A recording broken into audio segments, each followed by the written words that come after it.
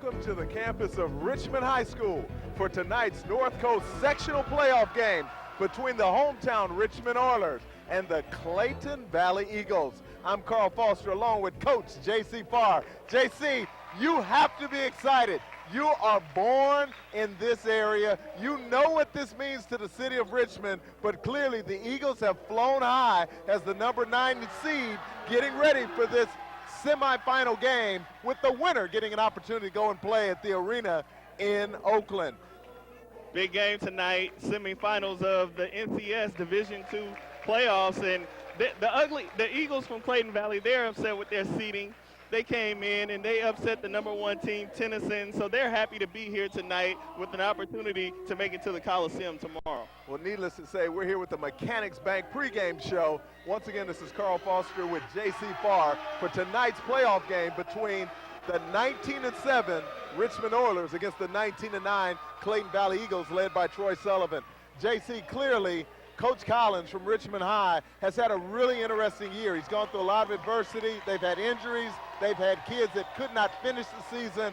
Now they're at the precipice of being capable of taking this team to the arena in Oakland to play for a championship. What do you think the Oilers are thinking getting ready for tonight's game? Well, I think they just want to approach it as just another ball game. They played 26 here all season long, and they just want to do the same things that they've been doing all year. You don't want to get to this point in the season and start changing things up and doing things that you're not comfortable with. You want to make sure that you stay on target and stay focused with your game plan in order to win here tonight. Now, as you mentioned, Clayton Valley was a little bit upset at their seating as we get ready for our national anthem.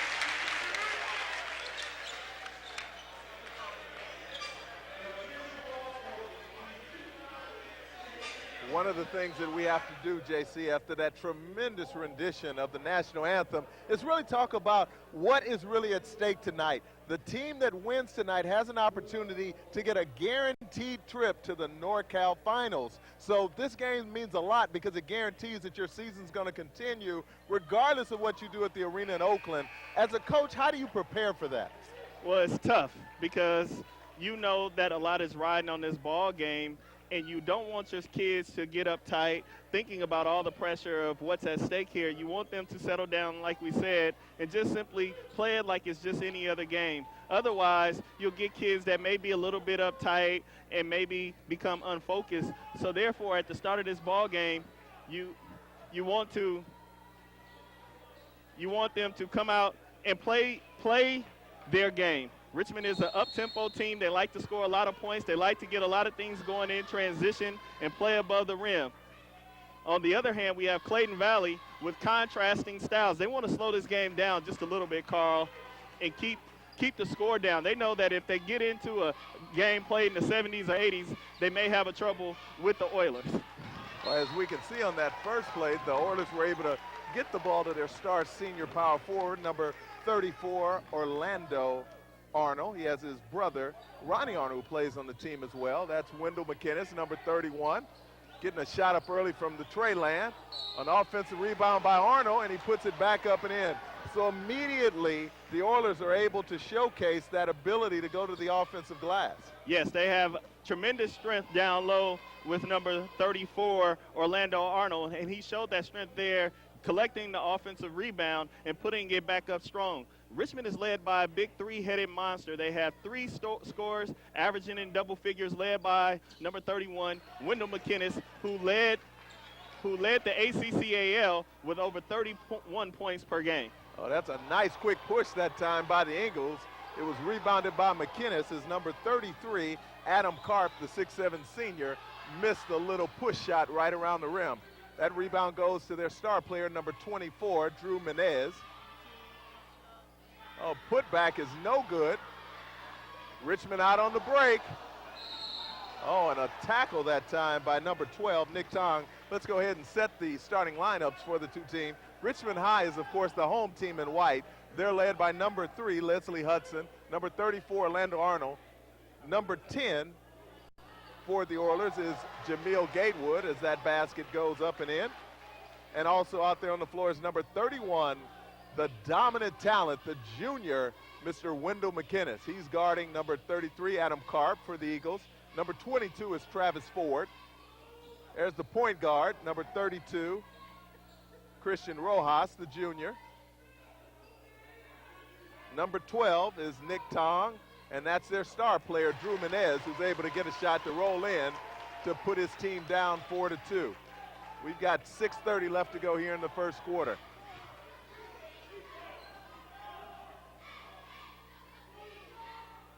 There's Little Gatewood 2-3 zone being shown by Clayton Valley there. Richmond High has an advantage on the inside with the size, and if they keep getting points in the paint like they started here tonight, it's going to be a long night for the Clayton Valley Eagles. You can see that Leslie Hudson, number 3 for the Oilers, has taken on the challenge of guarding the star 2 guard for Clayton Valley, Drew Menez. That is going to be a key matchup in tonight's game. Both of them are all-league level performers. Drew Menez was an all-league player last year in the BVAL, and he's headed to the University of California at Davis on scholarship next year to play for Gary Stewart. That 3 ball is no good. Taken down by Rojas. He's up on a quick push to Menez. Menez fading away from his shot. Another defensive rebound by the Oilers. That was something they lacked in their playoff game on Wednesday, JC. They really didn't hit the defensive boards hard, and Pinot Valley, who they ended up defeating, was able to grab 17 offensive rebounds. And I'm sure Coach Collins has addressed that issue with his ball club. When you get to this stage in the playoffs, every team that you play can play. They've been successful all year. Most likely they have a winning record. Most of the teams are senior laden. They're experienced ball clubs, and they will not falter. So these teams are going to have to come out and play their A game if they want to win tonight. Gatewood looking inside for McKinnis, and he draws another foul on one of their inside players. And Coach Sullivan has to be a little bit worried right now because early on, he talked about, when we talked to him in the pregame, about doing a lot of fronting on McKinnis and on Arnold. And early in tonight's game, he's found his post players getting behind McKinnis and Arnold and ending up sending the Oilers to the free throw line. It's tough to front these guys. They're both athletic. They're both quick. They're both strong players, referring to McKinnis and Arnold. So it's going to be a tough job corralling them on the inside for Clayton Valley. Checking into the game now for the Eagles, number 23, Keaton Grove. Clayton Valley is led by a lot of seniors on their roster, so this is a big year for them. I'm sure Coach Sullivan wants to make sure that they have an opportunity to represent themselves and see if they can get to the NorCal final. That looked like a travel that time. Oh, boy, a little bit of nerves. A little bit of nerves. They're a very good shooting ball club as they were able to upset number 1 seed Tennyson the other night led by great shooting by Menez and several other key contributors in the ball game. There's another rebound snatched down by Arnold, and he's on the quick fly to the rim, and he finishes right at the backboard with another basket. Richmond leads with 4:30 left to go here in the first quarter, 10-2. But all their points have come in the paint. They're doing a good job of attacking the basket, using their athleticism and quickness to get down low and get easy baskets. It might have been a little late call, but I think the official was going to see if Menez could get a score there.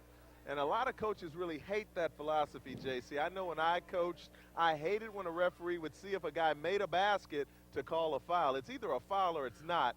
Menez goes to the foul line, and he's able to make sure he takes care of business on the first one.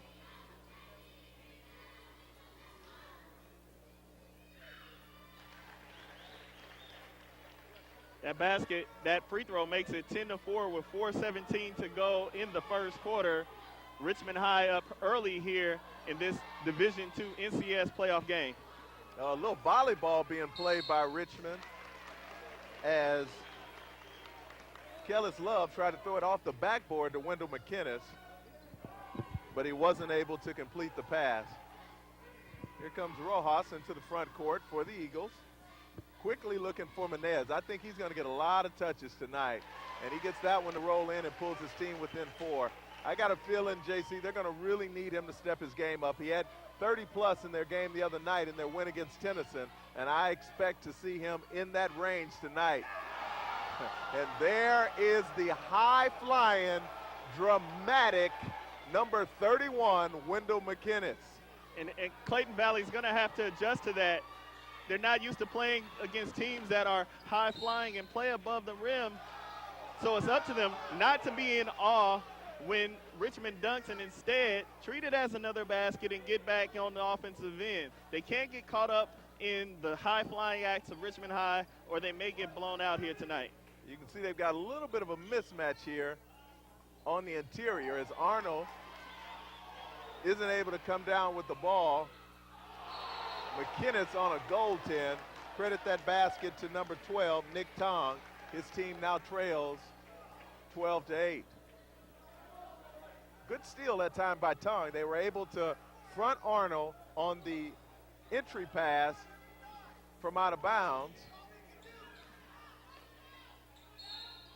I've got a feeling this is going to be a long night if everybody that bumps into Orlando Arnold is going to get called for a foul, because he is a body snatcher, JC.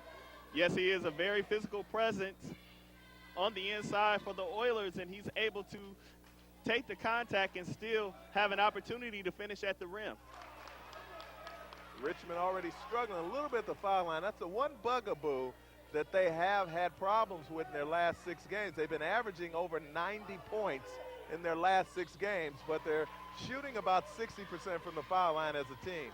One thing you'll like about the Oilers is how efficient they are around the rim. Any offensive rebounds will be converted. Any kind of transition opportunities will also be converted. When you have a team that's averaging points as this group is, you know they must be efficient around the basket. Oh, there's that sledgehammer again. Orlando Arnold is just absolutely devastating the interior of the Eagles defense. Yes, he is, and with that strong body, once again, able to take the contact and get the hoop and the harm as Richmond stretches out its lead to 15-8 with 2:48 to go. That's their 4th opportunity for a 3-point play here in the first quarter. We've got 2:48 left to go in the first quarter. Richmond leads by 8, 16-8. There's Rojas on a good drive to the baseline, looks for Menez.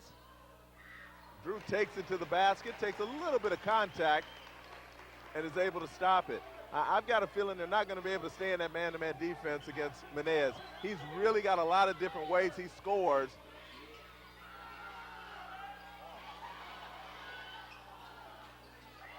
Wow, it looks like a team meeting at the backboard for the Oilers. That pass a little bit too strong by Kellis Love. Outside of a few passes he's thrown here in the first quarter, most of the things that they've done in the half-court set have been very effective. Yes, it has. They've been very good at what Coach Collins wants to do, which is get the ball inside Good shot by Menez there, unable to Oh, make the boy. basket. McKinnis is called for a foul as he takes out number 12, Nick Tong. That's his first, second team foul. The Eagles already have 5 team fouls here in the first quarter. That could come back and haunt them as we get close to halftime. Orlando Arnold throws it out of bounds, and then the ball is knocked out of bounds by number 23, Keaton Grove. As we can see a few shots of some of the fans who've showed up for tonight's NCS matchup. Here's McKinnis. You can cancel Christmas on that one. He's not going to miss anything that close. Good job of McKinnis getting in the early offense. And if I'm Coach Sullivan, I have to be a little concerned at the score right now, at the pace that the game is being played at. That's a long jump shot, but it's rebounded by Grove. Menez gets an attempt. He can't come away with it. Arnold gets another rebound. Oh, a little wild and woolly action here. And we've got another foul against the Eagles, and their fans are livid behind us. Yes, even though they may be on the road, they travel, as the Concord fans have shown up in Richmond tonight, and they're not happy with the early foul calls that are going against their traveling Eagles. Here comes number 20 for the Eagles, Matt Baez. There's another and one opportunity for Orlando Arnold as he shakes his head. I don't know if we can get a camera shot of Orlando, but this senior has decided that he does not want to go down in the semifinals. He's going to go to the free throw line to take an opportunity to put his team up 11 here with a minute 13 left to go in the first quarter. But I want to emphasize, everything is coming in the paint for the Oilers. Clayton Valley is having a very difficult time keeping the Oilers out of the paint. They may need to make an adjustment against the Oilers to keep them out of the paint. Good three-point shot there as McKinnis cleans the glass for the Oilers. Here they are on the push. Oh, he just gets it up on the glass. But count that bucket for Jameel Gatewood. I don't know if he actually intended to shoot the ball or throw a lob to Wendell. Oh, wow. He might have missed that one. It looked like Wendell might have caught that before he got to the backboard, but credit that bucket to Drew Menez on a great push up the floor by Rojas. I think that the referees may be having a difficult time refereeing Wendell's athleticism.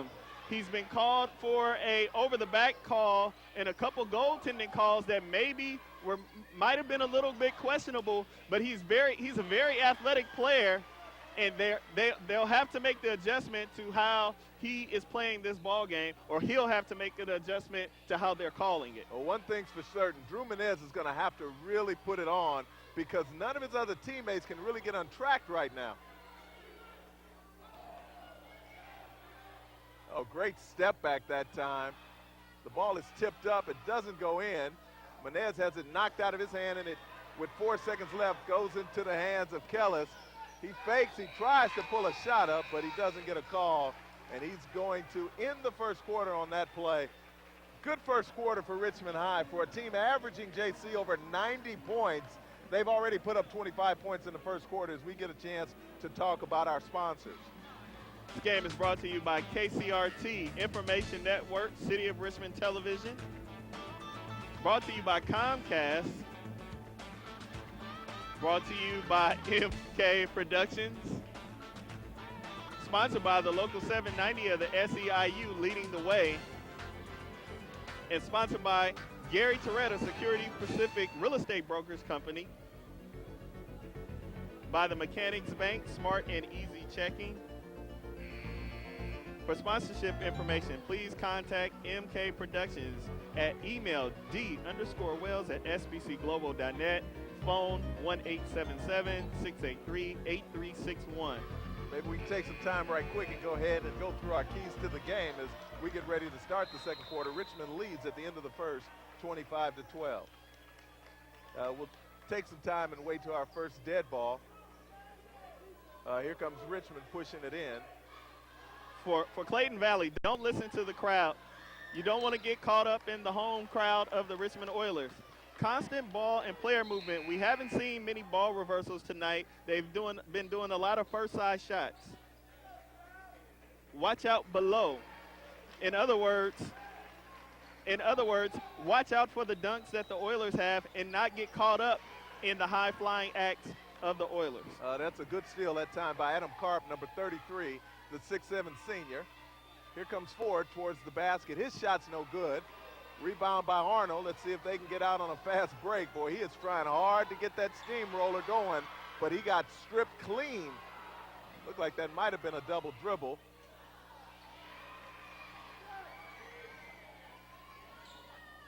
Wow. Oh, my goodness. The freight train to the aircraft carrier, Wendell McInnes. Anywhere around the rim, this man is going to finish it with a dunk as he's able to catch. Not a greatly thrown alley-oop for two. Oh, nice three-pointer by number 32. That was really needed by Christian Rojas. His team now trails by 12, 27-15. JC, can Richmond High keep up the intensity of their output so far, because they're doing such a good job, as we're going to get a foul on Menez on the weak side. Let's see if we can slip in our keys for Richmond. For Richmond, don't let emotions affect your play. They have to stay mentally focused on the task at hand, which is winning this basketball game. Defensive board versus equals fast break. They have to clear the boards in order to get into that transition game.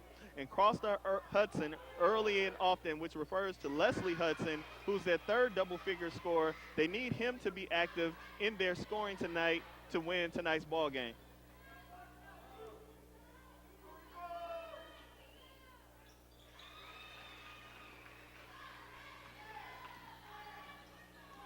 McInnes was able to drop both free throws, and now his team leads again by 14 now, 29-14, or 15. Great pump fake that time by one of the Eagles, who checked into the game at the last time out, number 42. Oh, he can't get the roll. That was Terrell Woodall. What I'm noticing about the Oilers is that they like to leak out, but they need to clear the defensive boards in order to get that transition game going. All five players need to go to the boards, because Clayton Valley is doing a good job of attacking the offensive boards on the missed shot. In order to get that transition game going, all five players need to first concentrate on getting that rebound and then outletting and getting the fast break going. And one thing you know about a team like Clayton Valley, they play in the BVAL, which is led, of course, by the Division I powerhouse, De La Salle, and they beat De La Salle last year. So Coach Sullivan is not going to be intimidated by the crowd, by the atmosphere, the environment. They played last year, as that tip-in is put in softly by Adam Karp. Gets his team within 12 at 29-17. But, JC, they're used to playing good opponents and taking them down to the wire. So they're not going to fold here just because Richmond High has an early start. No, they're not. They're a senior-laden ball club who's well-tested, as we see Leslie Hudson trying to knock down the three. They will play for 32 minutes. Richmond High has to be prepared to go the length of the ball game and not think just because you have a 12-point lead that Clayton Valley is going to go away. Let's make sure that we announce our officials. We've got Emery Schrank, David Bittar, and also Paul Cusada. They have already called 8 fouls against the Eagles as Richmond continues to attack the basket. You can see they had to pull it out there on that last attempt by Kellis Love to get into the lane area. Oh, good steal by Travis Ford. They've got a 5-on-2. Can they get a bucket out of this? Ford misses the layup and then has it knocked out of bounds off of Drew Menez's foot. A little bit of a rush shot that time by Travis Ford. The athleticism of the Oilers bothering him in his layup attempt. So take a look. They have a 1-3. It's more like a 2-3 zone, but they have it extended so that one person is playing the ball up the court and slowing the Oilers down. And they've done a better job here in the second quarter of controlling the Oilers, trying to attempt to fight their way back into this ball game. You can see in the backcourt right now is Terrell Woodall. He's in the backcourt with Drew Menez being guarded by Leslie Hudson. You've got Adam Karp with the basketball. His three-pointer, no good. Rebounded by Ronnie Arnold, the brother of Orlando. Now he's trying to mimic his brother, but he throws it away and then commits a very foolish foul on Menez to pick up his first personal third-team foul against the Oilers. That is a big problem that Coach Collins seems to have with this group. Sometimes they get defensive rebounds, and instead of finding the guards, you've got the power forwards trying to lead the break, and they tend to turn it over more often than not. Each team, the Oilers look like they're in a hurry to get on that fast break to see who's going to get the dunk. Therefore, when they get the rebound, they don't look up. They tend to dribble first instead of thinking pass. Love almost loses the basketball. Here goes Arnold on one of those forays. Rebound gets into the hands of his brother, Ronnie Arnold, but he has the ball knocked out of his hands. It'll be a possession Oilers. They lead with 4:17 left to go here in the second quarter. That ball is knocked out of bounds by Woodall. Great defensive hustle that time by Terrell. But this is more the pace that I thought Clayton Valley would play at. I thought they would do a good job on zoning the Oilers up, and then on the other side, working the ball around for a good shot. There's Hudson on a nice pull-up jumper that time from the left baseline. That's a big shot for him. He only had 6 points the other night against Pinole. He struggled guarding Justin Newsom, and tonight looks like he's going to have his hands full guarding Drew Menez, as he's been extremely aggressive here. Yes, he's drawn a tough assignment in Menez tonight, but he has to do a good job of attacking him on the other side. Good job there of number 34, Orlando Arnold, getting an easy bucket. Oh, great hustle by Leslie Hudson. It looks like they're trying to cross the Hudson River right at half court here as we get number 23 checking in again for the Eagles. That's Keaton Grove. He checks in for Travis Ford. Travis has not been able to get his feet under him. His sea legs have not been there so far. There's a great drive by Menez. He kicks it out, finds a teammate. His shot's no good. Rebound by Karp, and his putback goes against the glass and in, and they trail by 12. They're in position, JC, to do some good things here if they can settle down defensively and not give up so many easy baskets. Well, they're in striking distance, and that's partially because Richmond hasn't been taking care of the basketball. But when they're able to do something like that, which was not even call a play and simply just throw the ball towards the hoop and McKinnis goes up and gets it, it's a bit demoralizing for the defense. You know, one of the things I got to think that Coach Collins has to do is start going to some type of a double team against Menez, because he's really going to be the factor that's going to keep them in this game. 2:45 left to go. Richmond leads 35-21. There's Orlando Arnold looking around. There's Ronnie Arnold trying to imitate his brother. He can't get it, and he comes away with a foul. That'll be the fourth team foul against the Oilers. Second team foul, or second personal, against Ronnie Arnold. Carl, Richmond shot a whopping 55%, 11 out of 20 in the first quarter, and they seem to have slowed down just a little bit, allowing Clayton Valley, if they can knock this down, to get back into the ball game. There's McKinnis on another rebound. His long outlet to Orlando Arnold, who's played tight end on the football team. Wendell may not have played quarterback, but he certainly looked like one on that outlet. And Orlando looked like a tight end there as he caught that ball, and you saw the grit and determination on his face as he converted the layup. Oh, great pump fake by Menez. He steps inside and kisses one off the glass. He's going to be an outstanding college shooting guard because he has a full package of moves. He can go off the dribble left or right, and he's got a great pump fake and then a soft touch at the end of the shot. Wouldn't John Wooden be happy about seeing that kind of shot? 37-23 with 1:44 to go and counting in the first half. The Oilers here with a commanding 14-point lead.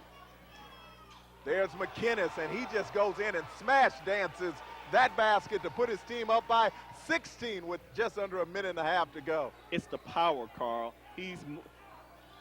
high school kids may not be ready for this kind of power that he's demonstrating tonight. The tendency is to back up when he's getting ready to dunk. Well, we're going to take an opportunity here if we get a dead ball to make sure that we do our game time stats, brought to you by Coleman Financial Services. JC, why don't you give our audience a little bit of chance to see some of the things that Clayton Valley was able to do in the first half, as that foul is going to go against Drew Menez, and that's got to be his at least second personal.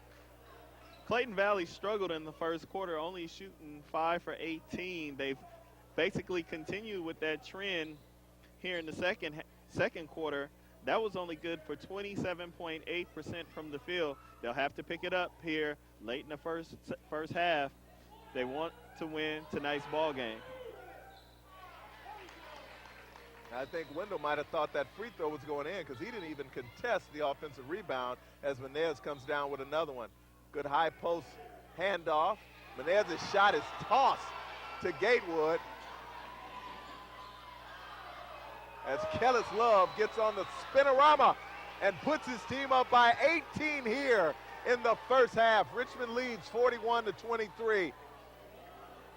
Someone else from Clayton Valley has to step up and help Menez. He can't win this ball game by himself. And with one of their second leading scorer out tonight with a foot injury and a 6'9" kid, Matt Glazier, out also. Yeah, I got a feeling he might have struggled with a little bit of McKinnis-itis. They said he had a little bit of a stomach problem last night, and he was throwing up. If I had to go against Wendell McKinnis and Orlando Arnold in a playoff game, I might get a little bit sick, JC. Oh, absolutely, and you saw those moves that they've demonstrated here in the first half, showing tremendous power and athleticism and speed as the Oilers have raced out to an 18-point lead, 41-23. We're going to go to the outstanding sideline reporter, Miss Tiffany Shields. Tiffany, what do you have for us? Thank you so much for the compliment. I'm here with athletic director, former coach for 27 years, Mr. Roy Rogers. How are you tonight? Pardon? How are you tonight? I'm just fine. Thanks for taking the time out to talk to us. Yeah, it's very interesting. I've been here for 37 years, coaching for 27. But it's nice to have this event taking place, and the kids seem like they're having a good time, and so I'm very proud of them. How do you think the team is playing so far?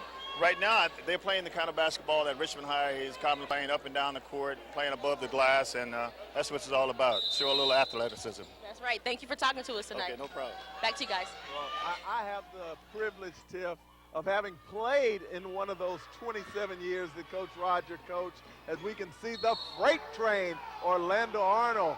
And unfortunately, number 12, Nick Tong, tried to create a stop on the train tracks, and that stop didn't work. Hey, that took a lot of courage to stand there in front of this powerfully built man coming down with a full head of steam, but he stood in there. Even though he doesn't get the benefit of the call, you almost want to give it to him simply for having the courage to stand in front of him like that. And once again, the bugaboo of Richmond probably has been the only thing that has hindered them from really putting this game totally away here in the first half, as Arnold has already missed the front half of 2 free throws, and he misses the second half. So he's missed his last 3 free throws. They could be up by over 20 points, but Clayton Valley has a chance to pull within 15 if Menez can hit a 3-ball with 19 seconds left to go.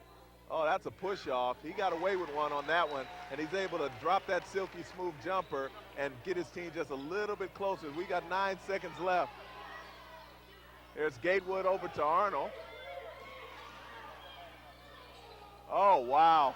If that would have gone in, we'd have had a circus party. Jamil Gatewood tried a turnaround spinner.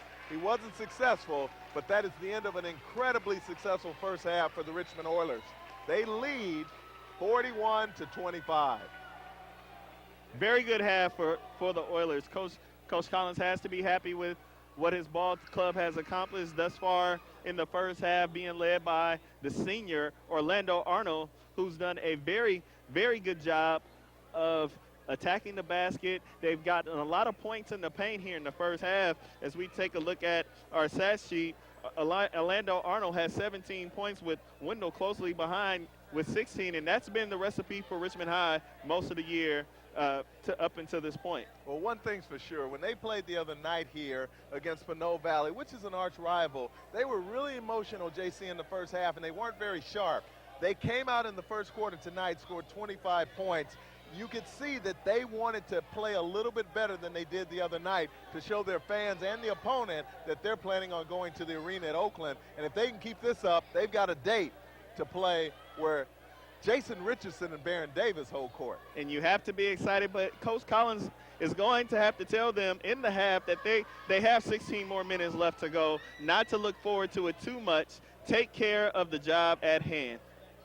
Well, we have the Gary Toretta Real Estate Services halftime report, and we're honored to support somebody like Gary Toretta, who was an outstanding quarterback in his day, and his family has a legacy here in West Contra Costa. Tonight's game, JC, means so much to people here in Richmond. I grew up in Richmond. I went to Richmond High. I played here. This is an incredible experience. We see a lot of friendly faces from John F. Kennedy, from El Cerrito High, some of the old Harry L's players who've come back to kind of support what's happening in Richmond.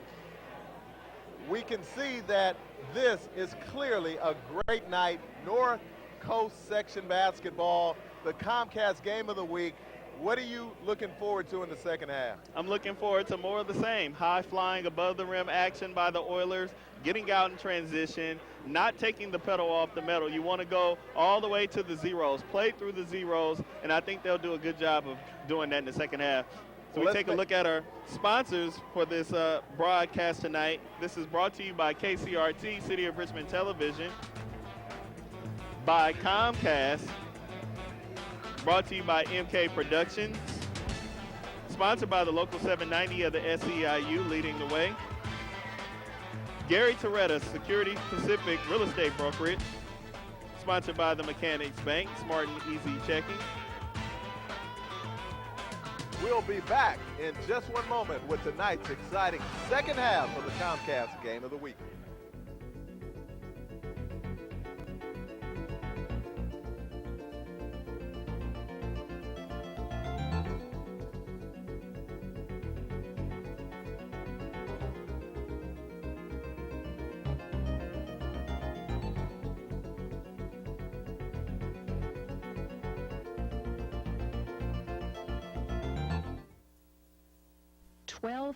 American youth run away from their homes every day. The National Runaway Switchboard is here to help.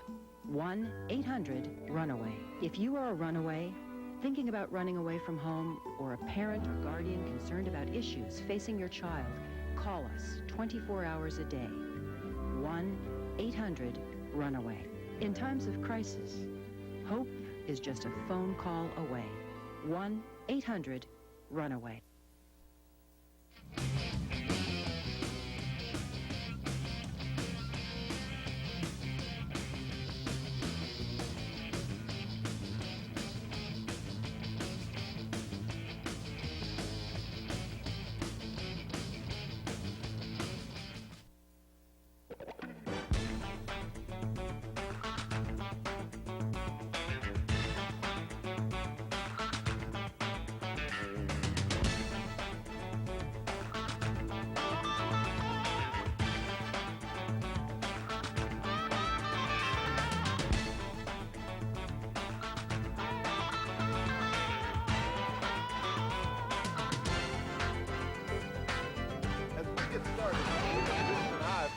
Exciting second half. We can see that we've already begun, and Clayton Valley has the basketball. You've got Richmond High once again in white. You've got Clayton Valley in the dark blue as Orlando Arnold gets a quick push on the break. He drives. His pass, though, goes right into the chest of Leslie Hudson, and he's not successful. That ball is going to go back over to the Eagles. Out there for the Eagles is number 12, Nick Tong. Also number 22, Travis Ford. In the post is number 33, Adam Karp. The star two guard, Drew Menez. And rounding out their lineup, as there's Menez trying to get a pull-up. Looked like he might have traveled, but no call. Arnold comes down with another rebound. He's got to have over double figures already. The fifth starter for the Eagles is number 32, Christian Rojas. Carl, that was the first time I saw Clayton Valley run their offense through. They were able to get Menez on the shot. We have a breakaway layup here going in and scoring. It's number 12, Nick Tong, and they need other people to step up here in the second half. Menez did a wonderful job of scoring 17 points, but in order to win tonight, more than one person has to step up and beat the Oilers, which feature a three-headed monster. 43-27 with 6:45 to go in the second half. A nice drive by Menez. He's not successful. McKinnis quickly gets it out to Kellis Love, who's drive, and he knocks over number 32, Christian Rojas. And you can see that Clayton Valley has done some good things, as Coach Sullivan's going to call a quick 30-second timeout so he can get an opportunity to maybe see if he needs a substitution. He's calling somebody over. He must have saw something he didn't like against that last fast break that the Oilers were able to convert. They came out immediately, though, with a lot of energy. They were pressuring in the backcourt on the first possession. They got a steal on a careless turnover by the Oiler guards. And then, after a made basket, they immediately went into a 2-2-1 zone press. What do you think is the advantage for Clayton Valley to try to play up tempo here, JC? I think they need to get a few turnovers and slow the Oilers down a little bit. The Oilers were very effective in the first half, and I think Coach Sullivan went there and told these guys, look, guys, we have 16 minutes left in our season. If we don't win here tonight, it's over with. We need to leave everything out on the court, and I think that's why you saw the renewed energy and the renewed commitment by Clayton Valley to start the second half. Richmond has once again started their original starting lineup. Number 33, Kellis Love. Number 10 is Jamil Gatewood. Number 34 is Orlando Arnold. Number 31 is Wendell McKinnis. And number 3 is Leslie Hudson. Oh, they're running that flex offense that Coach Sullivan really likes to show off. It's derived from the Dick Davey flex offense that he uses at Santa Clara. It's set up to get a guy flashing over the top of the defense. With Richmond having so many guys that can block shots, do you think they can really use this offense, JC, to be effective? It hasn't been effective so far. Richmond's doing a good job of getting out on the shooters, not leaving anything open, and they can certainly do that, which is finish around the basket. It doesn't matter if it's Arnold or Gatewood or McKinnis or Hudson. They all finish. There's Tong on the shot. His shot's no good. Wendell McKinnis plays volleyball with Travis Ford's rebound. Here comes Kellis Love looking for McKinnis. He couldn't get the catch. That's stolen by Nick Tong. He's a really active defender. I love his energy, but they're going to need some offense out of one of these other perimeter guys. Menez is giving everything he's got. That last jump shot was from about 23 feet. He couldn't get it to drop, and McKinnis pulls down his 12th rebound. Carl, one thing I notice about McKinnis is that he plays a lot taller than what he really is because of his extraordinary leaping ability. I mean, the guy is 6'6" tall, but he finishes everything around the rim with a dunk as if he would be 6'10" or 7 feet. It's uncanny the way that he's able to finish and score as many points as he does. Well, this flex offense is getting some good looks on the cuts, but they haven't been able to complete it yet for a shot. They quickly go inside to Karp. His spin shot is no good, taken down by Arnold, and here he goes on the push, looking like Charles Barkley. There's Leslie Hudson to Kellis Love, and we're going to have a basket. Unfortunately, we've also got an Oiler down, number 10, Jamil Gatewood. I didn't see what happened, did you, JC? But I noticed he immediately fell down and stayed there. And you can see Coach Collins and one of his assistants is trying to see if they can help him up. I think he took an inadvertent elbow to the face after the shot. He may be able to get up from this one. It may have knocked the wind out of him just a little bit. But I think after Karp took the layup underneath, he accidentally hit Gatewood, and this will be a big loss for Richmond. And only having seven players on the year, you need everyone. As you can see, here's the finish, the spinning move and the basket. Let's see if we can get an opportunity to get a look at our official was cleaning up the floor down here on the rim nearest to us. Richmond High is now going towards the scoreboard, which is at the opposite end of the stadium for us. But lost in all of this is the Oilers have extended their lead to 20 for the first time tonight at 47-27. Clayton Valley needs to score a few buckets here to maintain contact with the Oilers. There comes Orlando Arnold. His shot's no good. The putback by McKinnon, no, that's actually by Hudson, is no good.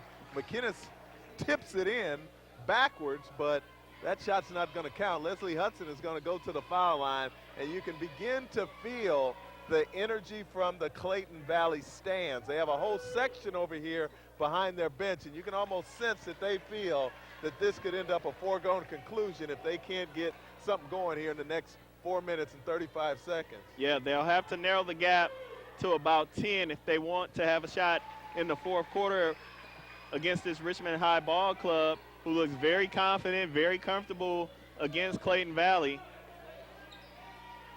here tonight. There's Nick Tong and Rojas running a little dribble exchange. They have a mix-up there. Rojas driving baseline. Not a good place to go if you want to have a lot of success. Oh, that rebound is by Drew Menez. He's just doing yeoman's work out there. His team may not be able to come back. They're down 19. Game's not over yet, but clearly he has not only not given up, but he has really added some other elements showing that he can go to the old boards. Yeah, he's doing everything he can for his ball club tonight to try to get them a win. And you saw him attack the offensive boards there and get the putback, although he was unable to convert the free throw. There was Orlando trying to push that rebound again. Something tells me he watched a lot of Charles Barkley tapes when he was a little boy. Yeah, Big Orlando wants to be a guard. He gets the rebound, and the first thing he thinks is dribble. A big three there made by number 33, Kellis Love, as they extend to a 51-29 lead with 3:47 to go in the third quarter. You know, you got to feel for Coach Sullivan from this standpoint. He can't find enough guys to help on the offensive side, although they're doing a decent job defensively. And there's Arnold with a smash-a-roni with the right-hand jam. That's those high-flying Oilers flying over the Eagles. Oh, good rebound again by Drew Menez. His putback tipped up and in, I think that time by Wendell McInnes, but it'll get credited to number 33, Adam Karp. And this is where Richmond becomes a very dangerous ball club. They like to get in transition and begin to dunk. If you tuned into the Comcast Game of the Week earlier this year, you can see they start getting hungry for alley-oops at this point in the ball game, start running towards the rim as they extend their lead. That's a bad shot that time by Leslie Hudson. I think Coach Collins may have to call a timeout and make sure his guys calm down just a little bit. But that's a good jump shot by Nick Tong to pull his team within 20 with 2:30 left to go. If you're in the position Richmond is in, where you're up by 20 plus and you want to take it to a championship game, you don't want to get careless and focus on highlights. You want to focus on executing just like that between Arnold and McInnes as Wendell does another smash dance around the rim. You don't want to temper that aggressiveness, though, as Richmond is continuing to keep the pedal to the metal. Oh, tough roll by Menez. Great handoff by Karp. I thought they were going to get a basket out of that one. We've got 2 minutes left to go here in the third quarter. Richmond leads 55-33. The jump hook is no good. Hudson's follow is no good, but it goes back out to Kellis Love.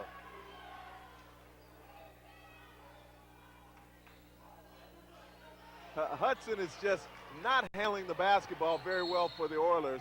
That does not bode well if they get an opportunity to go to the playoffs. And we've got a very unique interview here that we're going to go to. We've got Tiffany with Johnny Del Benny. Thank you. Yes, I'm here with injured player Johnny Del Benny. Tell us a little bit about your injury. Basically, I went down in the De La Salle game. I fractured my foot. I'm out. I'm in this walking boot for a couple more weeks, so I'm pretty much done for the season. Well, how disappointing is it to sit on the bench in such an important game like this? It's disappointing because I've worked so hard, like my whole high school career for this moment right here. But our team's doing well. You guys are coming off a big win last week with Tennyson, the #1 seed. What do you think your team needs to do in order to slow the momentum down for the Oilers? This game, we really got to just slow the tempo down because they're running us. That's what we did well against Tennyson. We controlled the pace and got the ball to our scorers in the right positions, like Drew. Got him going early, and it looked like he was going early tonight, and they're fouling him, and he's having a tough time. Okay, well, thanks a lot for talking to us, and hope your foot feels better soon. Back to you guys. Thanks, Tiffany. And Johnny Del Benny, I actually know Johnny pretty well, JC. He works out at the health club that I run. I run their gym. He comes in there and shoots all the time with his older brother and also his dad, who's a very good point guard. And he would have really helped this team. I mean, he's an all-league performer. He's extremely quick and great at distributing the basketball, and he's also an outstanding defender, and they really could have used it tonight. Oh, great pass by McKinnis into Arnold. Yeah, that's a tough break for Clayton Valley. Anytime you lose a senior leader point guard, it forces other people who may be uncomfortable to step up and handle the ball. Look at how bent that rim is as you take a look at that shot. It's from all that dunking that the Oilers do. I think that we might be playing on a bit of a 9.5-foot rim there at that end for the Oilers as they take a 56-35 lead with 51.7 seconds. But I want to get back to my point. What a tough way for Clayton Valley to end the season without the senior leadership that helped them get this far in the season. And that last foul is going to go against Leslie Hudson. Leslie's actually had kind of an up-and-down game, JC. He really hasn't played up to his all-league stature. He's had a tough assignment guarding Drew Menez, who's just an outstanding Division I two-guard prospect who's going to go play for the Aggies next year, as Travis Ford's on a good hard drive and finally gets one to drop. Hey, good aggressive move off the bench by number 22, Travis Ford, as they cut the lead to 19, 56-37. But it's tough anytime you're guarding the opposing team's best player. It may cause you to slip a little bit on the offensive end. Oh. McKinnis was looking for that hammer throwdown on the alley-oop, but he wasn't able to get it there. Hey, we get a basket here, and they're not out of this. As they're now down 17 with 7 seconds left to go. It doesn't look like Richmond knows the score.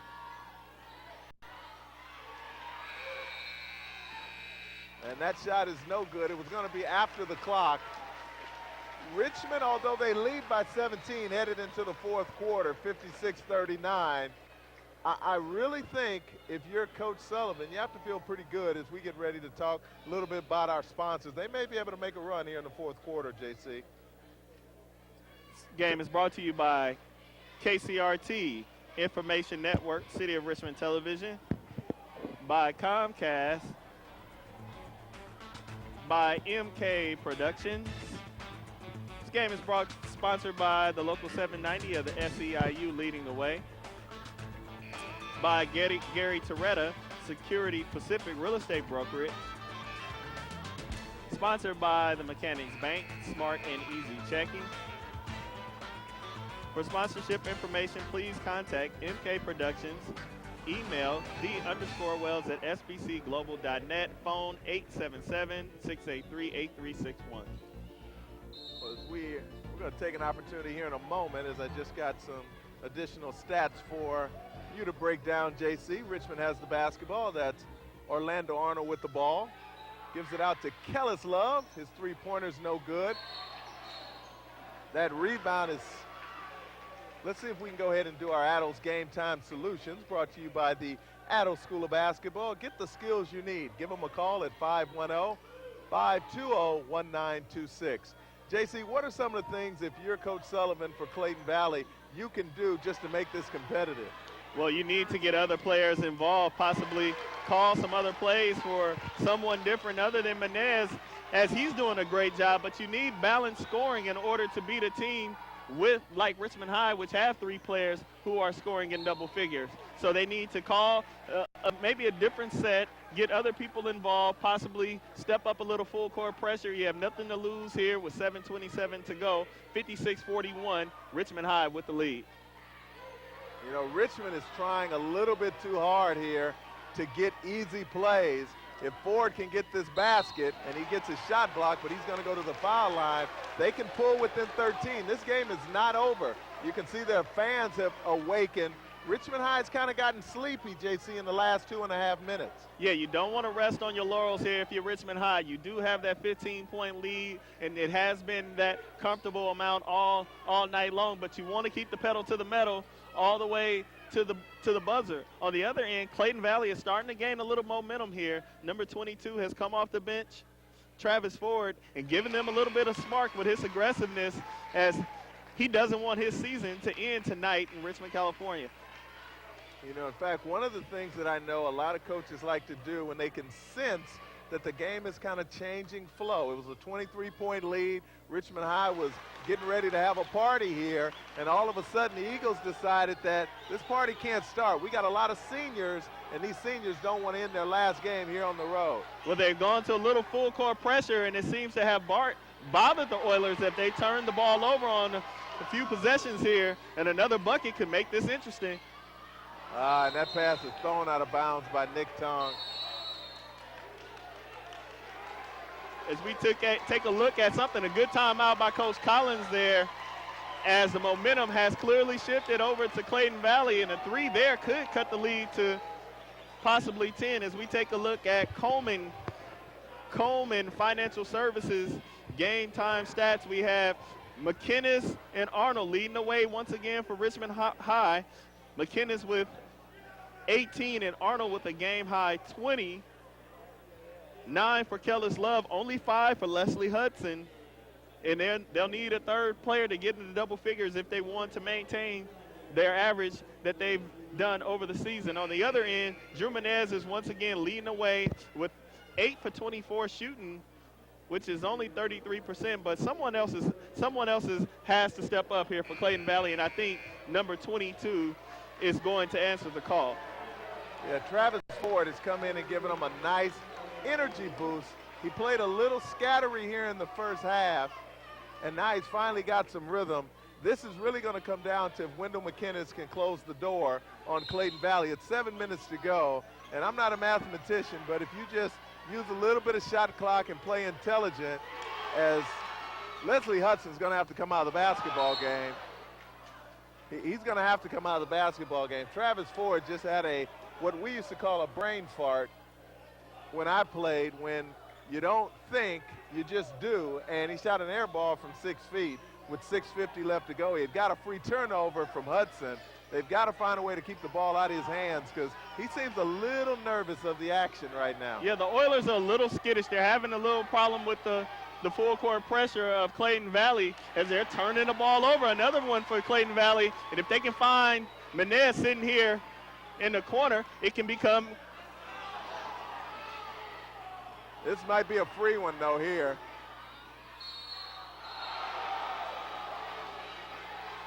We're not going to be able to score that basket because Orlando Arnold's going to go to the free throw line. Richmond might have got saved there. Travis Ford just cannot settle down and get those easy ones to go. And we've got another interview we're going to go to real quickly. We've got Tiffany with one of the more important people out of the city of Richmond here in youth basketball. Go ahead, Tiffany. That is very true. I'm here with Mr. Calvin Andrews. How are you tonight? How you doing? How you doing tonight? Fine. Let us know what company you work for again. I'm with a firm called BDA Sports Management. Okay. You have an event coming up April 15th. Can you tell us a little bit about that? Well, wait, am I having an event April 15th? Slam and Jam event. Oh, yeah, That's what I heard. Yeah. There's a couple different things. They're going to host a tournament here in the Richmond area, and they're also going to do an all-star game for the top seniors in the Bay Area. So they're all looking very forward to that. And what will you be looking for when you go? What will you be looking for when you go to that event? What kinds of players? You really just want to have the kids have a great time. And, you know, in my profession I'm in, I'm an agent now, so I don't really do the AAU stuff anymore. But, you know, you like to see who the top young kids are and how they're progressing and so forth and so on. So you're just always looking for the fresh new talent. And what do you tell a young player that's trying to come up and be a part of the NBA? You just tell them to keep working hard.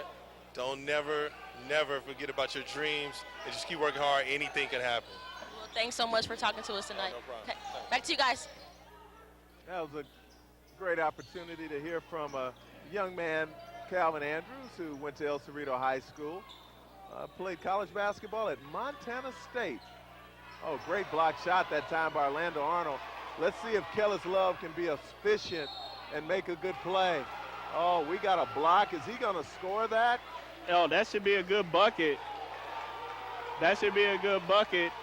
A good continuation bucket as Kellis Love has stepped up his game tonight, and he wants to tell everybody, hey, I can play too. It's not just the big three, but I'm also a part of this ball club, as that basket there extended the lead back to 16, 59-43 with 5:41 to go. And I think Richmond High has dodged a little bit of a bullet there here in the fourth quarter. If Clayton Valley could have gotten a couple buckets to go down, it may have gotten a little bit interesting as they became a little skittish against the full court pressure of Clayton Valley. Oh, there's a steal, there's an outlet, and you're going to see a finish. Oh, good defense that time by Terrell Woodall. He did not give up the basket. And Drew Menez finishes on the other end. 60-45, 5:13 to go in the fourth quarter. Boy, no foul. Leslie Hudson is right now killing the Oilers. He just is not confident with the basketball, and with 5 minutes to go, Clayton Valley pulls within 13.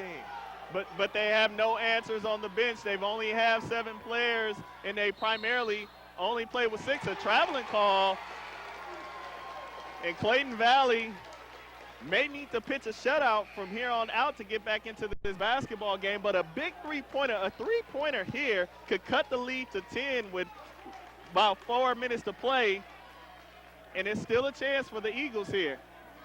This is going to come down to, as you said, if one of these jump shots can go in. Oh, good rebound by Adam Karp. Gets it out to Rojas. Oh, and his shot's no good. And Hudson's able to come away with a rebound. If he can get rid of it, it'll be a good thing right here. Oh, Gatewood gets a bucket to drop on a good aggressive drive to the baseline. His team now leads 62-47 with 4:25 left to go. There's a kick out to Woodall, and he gets one to drop, but that's only going to be worth a pair. They now trail by 13 with just over 4 minutes left to go here in the game. And that's been a problem for the Eagles here tonight. They haven't gotten the 3 ball to go down like they are used to. Oh, Jamil Gatewood misses it, and Wendell misses the tip dunk. A little bit anxious here. Drew Menez with a big 3. Oh, good dig out that time. Karp comes away with it. He can't get it to drop, and Hudson comes away with another clutch rebound. One good thing Leslie Hudson has continued to do is he stayed aggressive on the boards, even though his ball handling has been very shaky here. There's another turnover. He's had to have a minimum of a half dozen here in the second half. Yeah, but what I'm seeing a little bit of is Richmond is getting a little ahead of themselves. They need to concentrate and finish this game hard. They're turning the ball over, leaving the door open just a little bit. If they can knock this 3-ball corner pocket, yes. They now trail by 10 with 3:24 left to go in the game. That is a big shot by number 12, Nick Tong.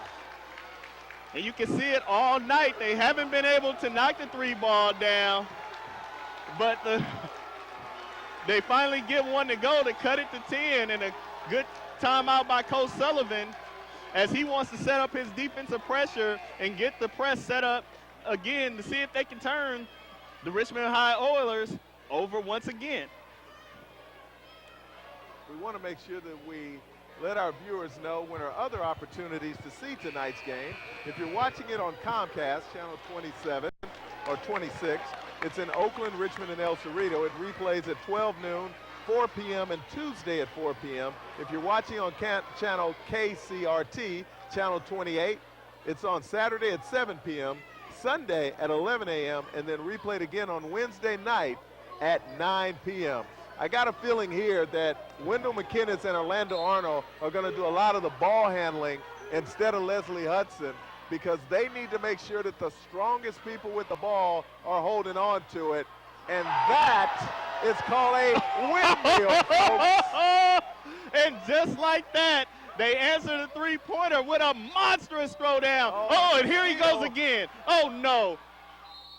A cinnamon roll and give him the and one. Wendell McKinnis, the outstanding junior forward out of Richmond, California, gets back-to-back baskets, and he's put his team back up by 14 with 3 minutes to go. And you can see Coach Sullivan just really felt like an opportunity may have passed. Mariano Rivera, Billy Wagner, those are some of the great closers in Major League Baseball, but I think that what McKinnis just did there may have closed the game for the Oilers. A little momentum was building by Clayton Valley there, but 2 big baskets in a row is we're going to get a foul. I'm wondering at what point does Coach Sullivan look to extend the ball game by sending the Oilers to the free throw line and trying to draw it out. Once they cannot get any steals, once they can't steal the ball and get it across half court, I would put McKinnis to the line, and let's see if he can knock down some free throws. I tend to agree with you because one of the things he did not do in the first half, he didn't go to the line very much. Most of his baskets he wasn't contested on, so now he's in a position where he's going to have to knock down some free throws, as is Orlando Arnold, as Drew Menez draws his team within 14 with a free throw. 2:51 left to go here in the game. Tonight's game, of course, the winner gets to go to the North Coast Section Division II Championship at the arena in Oakland. You've got the Clayton Valley Eagles, led by Drew Menez, going against the Richmond High Oilers, led by the man with the basketball, Wendell McKinnis.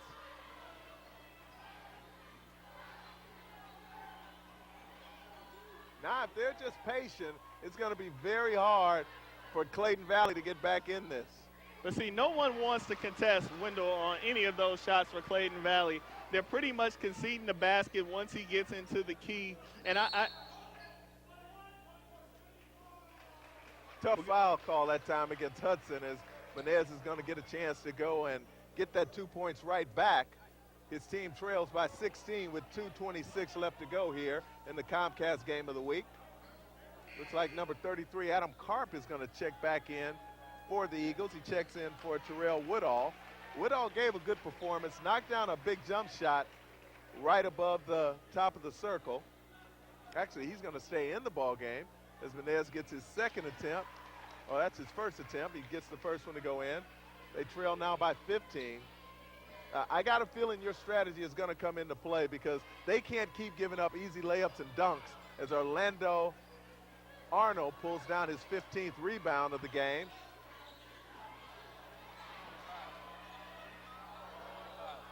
Oh, my goodness. God. The athleticism of McKinnis coming into play once again as he snatches the ball and puts it in. Oh, my goodness. Oh, Menez leaning in. He can't get a foul. Here's Travis Ford with a pull-up that scores. Yeah, they got to get it out of Hudson's hands because he's the one guy who has struggled handling the basketball here late in the game. Kellis Love with the ball. I think Coach Sullivan does want the foul, but his team isn't quite acknowledging what he wants here. I think he was looking to extend the game, but I'm not sure if the Clayton Valley Eagles are prepared to do such. Hey, fatigue has begun to set in here on the Oilers, though. That's for certain. Oh, nice shot by Menez. He's just taking Leslie Hudson wherever he wants to go. See, I think you have to foul here. Oh, baby. Wendell McKinnis puts it in reverse and comes away with another smash dance. And he's just putting on a show here late in the second half. Reverse dunks, windmills, each and every way. And if you thought that the slam dunk competition was good for the NBA last week, you should get down here and see how this Oiler flies above the rim. Wow, he did miss the free throw, though. But Orlando Arnold is there to get us back and puts his team up by 17. And I think that may have finally done it for the Richmond High Oilers as they lead 75-58 with 1:14 to go. Wendell McKinnis and Orlando Arnold, JC, have really shown what happens when you have two great players in high school. The rest of their teammates are solid players, but they've been able to step their games up on the defensive glass, as we can see Wendell throwing it in reverse and bringing it down and getting his elbows. Hey, Coach, what that does is you can't double team one. You can't, because you have to double team and you only have 5 players on the court, and you can't guard 2 players with 4 people. So it just puts you in a bad situation, and that's why they've been successful all year long. I think that they've done a wonderful job of recognizing their talents and playing to their strengths and building up this 17-point lead here tonight. And we did talk about the fact that the Clayton Valley team is missing Johnny Delbean, their star point guard. They're also missing their center, Matt Glacier, who got sick, had a little case of McKinnis-itis. As Orlando Arnold comes away with his 16th rebound, and I got a feeling this is another fast break and a highlight if Kellis Love can hold on to the basketball. He can, he gives it up. Here comes Woodall to the rim. He travels, and that ball is going to go back over to the Oilers. One thing's for certain, Richmond High also, JC, is missing their starting point guard who tore his knee up before the season even began, and they're missing their star center, Eli Holman, the 6'9" center who's being recruited by a host of Pac-10 schools. If you add those two here we go, to this guy. Watch out. Oh, 60 this time. 60, baby. Oh, my goodness. Good night, Irene. He has absolutely shown everything you could ask for in a tremendous physical specimen here in the second half. Oh, it's turned into a dunk competition here in the late going. Watch out. They're looking for the alley-oop, but no. That's a good steal that time. Here comes Menez. Nice kick out to Tong. His shot's no good. Almost tipped up back and in by Menez. Arnold's waiting at half court for a ceremonial dunk on his behalf. And here it comes, courtesy of his boy, Wendell McKinnis, as Orlando puts on the punctuation mark in a historical victory for the Richmond High Oilers, as they are going to head to the arena in Oakland to take on an opponent for the North Coast Section Championship. Their second win in a playoff in 31 years, JC. They've been able to do something no Oilers team had done since 1975, and they're going to get a chance to party at the big house and see if they can come away with a section championship. Yes, you got to love that. Congratulations and kudos to the Richmond Oilers, who did a fantastic job tonight of being prepared for this ball game, executing as Coach Collins has asked for, and doing a great job as we go to the Mechanics Bank post-game report. Excellent job by McKinnis as he closed the game out for the Oilers, as they got Clayton Valley made a good run there at them in the fourth quarter. If they could have knocked down some shots, they may have been able to get back in the ball game. But McKinnis was far too much for them tonight, and they win 79-60. We're going to go to Tiffany, who's got our winning coach of the Richmond Oilers, Mr. Rob Collins. Go ahead, Tiffany. Yes, I'm here with the winning coach, Mr. Collins. How do you feel after this amazing win? To see those young men beat somebody in a big-time game and see we're going to play at the arena as the main attraction and not a fan. And my dad, he'll be able to come to the game, and he had never seen me coach in a big arena because years ago when I went to another one, he wasn't there. My dad's going to get to watch me coach in that arena. He used to take me there as a kid. And I'm tickled for these boys. I'm tickled for the community. We have 3 teams in the Final Four in this community and North Coast, and we made it, and I hope the Deanza and Salesian made it too, because it sure would be neat for this community. We're getting it done. That was wonderful. It is truly amazing. Now, we're trying to get your all-star player in here to talk to him. 31 points tonight. What can you say about all the tricks and stunts that he pulled tonight? Well, he's the best player in Northern California and probably one of the top 20 in the country. I mean, he's phenomenal. Yeah. He just does some things that are just, he's great. I'm Thank so you. happy for him and the boys. Thank you so much, and congratulations, and good luck tomorrow night. Thank you. Back to you guys. Well, Tiffany, you've got to be happy for Coach Collins. As we talked about in the pregame, he has dealt with some adversity this year. He had a star point guard who got hurt before the season began. He lost his starting center who's the #1 rated player in Northern California at his position, Eli Holman, as we've got another interview Tiffany has for us. Let's see if she's been able to get the young man that we talked about was the #1 player in Northern California, Wendell McInnes. You got him, Tiffany? Yes, I'm here with Mr. Wendell McInnes, number 31, 31 points. When do you come up with your dunk stunts? When you get under the basket or right before you get to the basket? Honestly, I think about them before the game. Before the game? Oh yeah. Now your coach called you the best player in your section. What do you think about that? I mean, everybody have their opinion, but you know, I think it's true. It's a true statement. Well, thanks a lot. And I have your teammate here. You got 26 points tonight. Yeah. Tell us about how you feel coming off something this big. Oh man, it's huge, man. We never went this far in a long time. It's good to, you know, get out there. We get to go to the Coliseum and show everybody that Richmond can go just as far as everybody else. Now, do you guys plan on having a dunking contest tomorrow night at Oakland Arena? Yeah, we hope. Well, good luck, you guys, and congratulations tonight. Thank you. Back to you guys. Thanks again, Tiffany. And JC, you've got to feel so happy for these young people. Richmond gets a lot of negative publicity for different things that happen, different incidents and things that occur that these young people have to go through. And for this group, with really 7 guys that have played the whole season, Coach Collins called up about 6 guys from the JV team just to fill out his bench for the section playoffs. But they really did this with 7 guys. They were predicted by the writer Chase Bryson from the West County Times to win this section.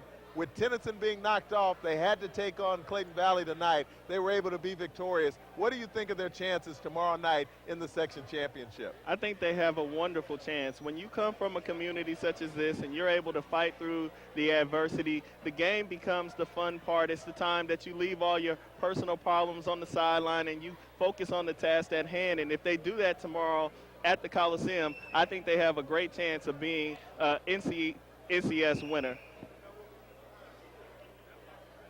Well, we know that tonight's game is being rebroadcast and it'll start playing tomorrow. So hopefully people get an opportunity on Saturday night, March the 4th, to not only watch the rebroadcast at 7 p.m. or they can watch it at noon and then actually go and see the championship game at 5 o'clock. So if you happen to be watching tonight's game at noon, you can actually leave your house and go and watch the championship game at the arena in Oakland. It was just an outstanding performance by the Oilers. They got up 25-12 at the end of the first quarter. You could see that they were prepared. They wanted to make history, and they were successful tonight. I think we go with co-MVPs with Orlando Arnold and Wendell McInnes, and our secondary MVP would have to be Tiffany Shields because she did everybody. She interviewed Roy Rogers. She interviewed Calvin Andrews.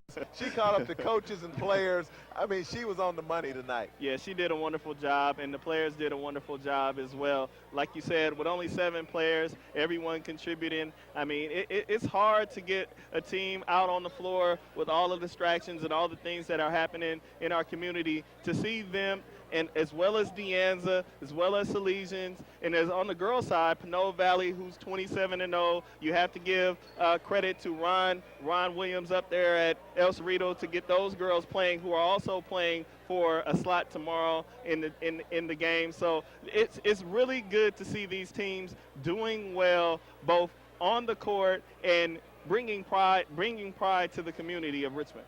Well, we have to thank MK Productions. We definitely have to thank Comcast for giving us these games of the week. JC, it's been a joy to be able to broadcast these games, knowing so many of the kids and us knowing kind of the community of high school basketball. It's a lot of fun. Let's make sure we give out our broadcast schedule while we have an opportunity. If you're watching the game on Comcast and you happen to be watching the replay, it's on Channel 26, which will replay at 12 noon, at 4 p.m. on Monday, and at 4 p.m. on Tuesday. If you're seeing it on Channel 28, which is KCRT, the game is being rebroadcast at 7 p.m. on Saturday night, Sunday at 11 a.m., and then rebroadcast again on Wednesday at 9 p.m. I know we've got an incredible staff in the truck, some great camera people who help make these broadcasts great. We want to definitely make sure that we thank our sponsors. JC, if you can do the honors and make sure that we thank the people who help to bring these broadcasts. If you're interested in advertising, we want you to join our family of supporters. JC? Right now, we want to thank KCRT, Information Network, Television, Radio, and Internet, brought to you by Comcast, brought to you by MK Productions, sponsored by the Local 790 of the SEIU, leading the way, sponsored by Gary Toretta, Security Pacific Real Estate Brokerage Company, by the Mechanics Bank, Smart and Easy Checking. For sponsorship information, please contact MK Productions. Email DeAndre Wells at d_wells@sbcglobal.net. Phone 877-683-8361. Special shout out to Richard Lee and Michael Gabbard in the truck doing a wonderful job. Bendy Gill with the graphics. Cheryl Warren on the camera. And we've just got a host of people. Justin Langston, I mean, we've got Brian. We definitely want to thank Eddie Langford.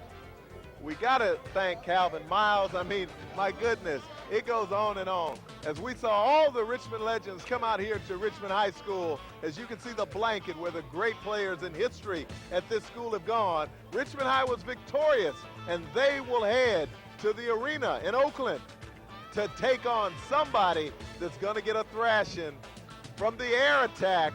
Wendell McKinnis and Orlando Arnold. Once again, for tonight's Comcast Game of the Week, we want to say thank you and good night.